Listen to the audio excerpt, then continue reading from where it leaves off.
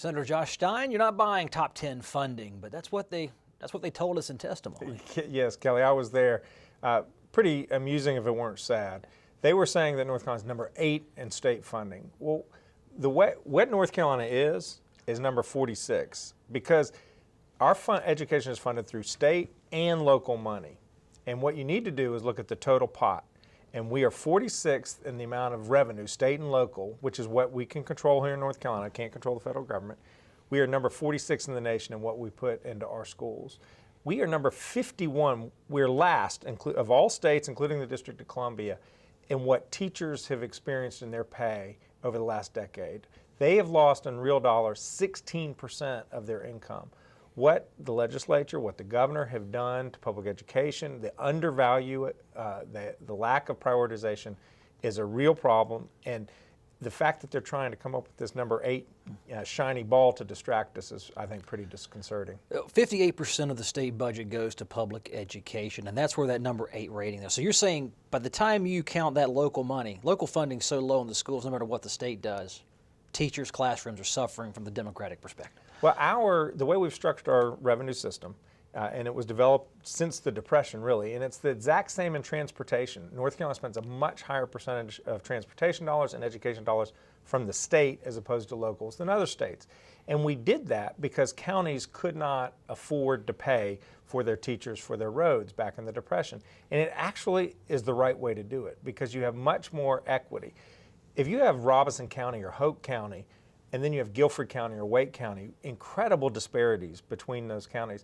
So if we think that the state should only pay a small percentage, 30 or 40%, and the difference should be made up by the counties, what we'll have is what you see in New Jersey and Connecticut and all the New England states. We have incredible disparity from district to district. And we don't have that here in North Carolina. That's a good thing. What is the answer then? If the state is number 8 in the state funding it goes to schools, we'll keep it in the top 10 just for argument's sake. Yeah. Where do we find the extra money? Boost state funding more, or do you give locals the chance to raise school taxes and just take your lumps in disparity? Well, the locals have the authority to impose taxes, and that's the consequence.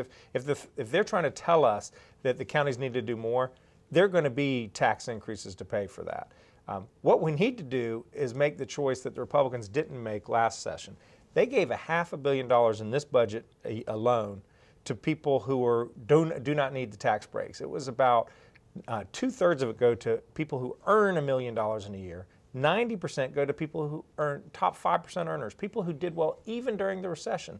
Why give tax breaks to people who don't need it when we are eliminating teacher positions, firing thousands of teacher assistants, and not giving teachers a pay? That's the choice. Education or tax breaks to people who don't need them. All right, the income tax cut package, tax reform package. Okay.